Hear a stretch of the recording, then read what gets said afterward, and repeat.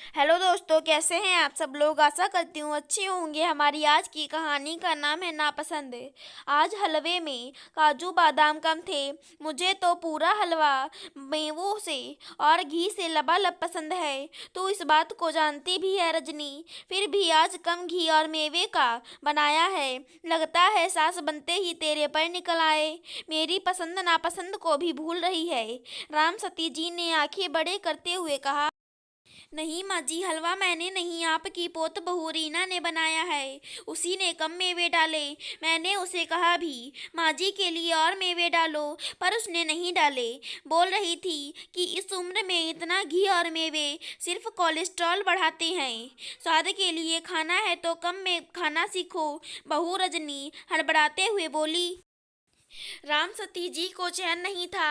बहू की बहू यानी पोत बहू डॉक्टरनी थी। हर चीज में सेहत की टिप्पणी करती थी। जीवन भर राम सती जी ने अपने हिसाब से घर को चलाया है। बहू रजनी भी आई तो आते ही उसकी कमान कस ली।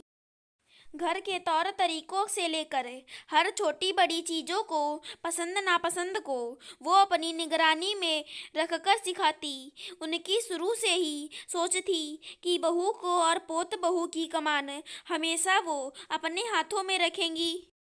रजनी को भी यही कहती कि खबरदार, तू अपनी बहू का पक्ष ली तो इस घर की सास हमेशा मैं ही रहूंगी। रजनी की सरल स्वभाव की होने के कारण सास की बातों का बुरा नहीं लगाती। नई माँ मिली है, यही सोचकर वो उनकी हर बात मानती रहती। यही कारण है कि रिश्तेदार और पड़ोसी आज भी उनके परिवार की तारीफ करते कि दोनों सास बहू प्रेम पूर्वक रहते हैं। मम्मी जी, आज फिर आपने मॉर्निंग वॉक मिस की। देखिए, घर के काम पूरे दिन चलते रहते हैं, पर अपनी सेहत से कभी कॉम्प्रोमाइज़ नहीं करना चाहिए। कल से आप वॉक पर नहीं गई तो सुबह की मीठी चाय नहीं बनाऊंगी और नाश्ता भी आपकी पसंद से विपरीत रूखा सूखा बनाऊंगी। देखो बीपी कितना बढ़ा है आपका। रीना ने सास का मॉर्निंग बीपी चेक करते हुए कहा। राम सती जी हलवे के कारण पहले से ही कोफ्त में थी।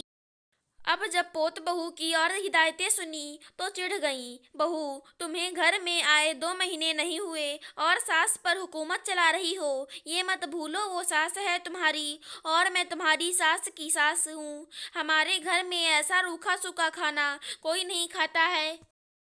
तुम अपनी डॉक्टरी कहीं और दिखाओ। राम सती जी गरजते हुए बोली। रीना उस समय कुछ नहीं बोली, बस सास की दवाइयाँ और दादी सास की दवाइयाँ दूध की गिलास के साथ रखकर क्लिनिक चली गई। थोड़ी देर बाद रीना के फ़ोन पर अचानक फ़ोन आया और वो दौड़ती भागती घर पहुंची। राम सती जी मूर्छित अवस्था में थी। सास रजनी घबराई हुई रीना की राह देख रही थी। पता नहीं बहू कब से कह रही थी कि मेरी छाती में दर्द हो रहा है, कहीं अटैक तो। बोलती बोलती रजनी जी रुक गईं। रीना दादी सास को तुरंत एम्बुलेंस की मदद से अस्पताल ले गई। जांच कराने पर पता चला कि एसिडिटी के कारण सीने में दर्द हो गया है। रीना सास की ओर देखकर बोली, इसलिए ही मम्मी जी मैं आप सबको ज़्यादा घी तेल और मसालों को मना करती हूँ। दादी जी भले ही अपने समय में ऐसा खान पान करती होंगी, पर उस समय वो फिजिकल वर्क करती थी तो दिन भर का सारा खाना पीना जल्दी हजम हो जाता था।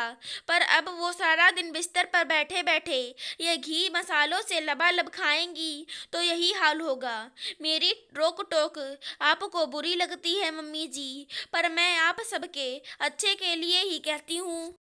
राम सती जी अब होश में आ चुकी थी। पोता बहू की बातें धीरे धीरे सुन रही थी और आंखें नीचे कर रही थी। और हलवा लाऊं दादी जी, एकदम घी और मेवों से लबालब।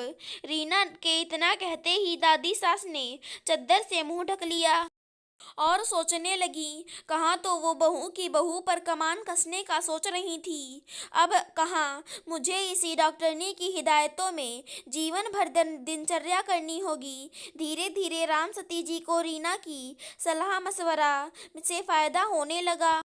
रीना घर गृहस्थी और काम काज खूब अच्छे से करती, क्लिनिक भी समय से आती जाती। राम सती जी को कोई भी काम कर कहने की जरूरत भी नहीं पड़ती। रीना समझदारी से हर काम करती। उन्हें समझ आ गया था कि आजकल की पीढ़ी पर कमान वगैरह कसने वाली बेतुकी बातें होती हैं। आजकल तो हर लड़की समय के साथ सब समझ जाती है। अब वो भी घर में वॉक करती रहती, दो चार काम खुद से करती, जिससे उनका मन लगा रहता और वो स्फूर्ति महसूस करती। रीना पर अब उन्हें प्यार आता। जब भी रीना क्लिनिक से आती, रोज दादी सास की हाल चाल जानती और दोनों ढेरों गपशप करते। राम सती जी सोच रही थी कहाँ तो वो कमान कसने की बेफिजूल बातें सोच रही थी ताकि सासगिरी दिखा सकूं, कहाँ रीना ने अपने प्रेम पूर्ण व्यवहार से उसने सबको अपना बना लिया। अगर हमारी आज की कहानी पसंद आई हो तो चैनल को सब्सक्राइब करें। धन्यवाद दोस्तों।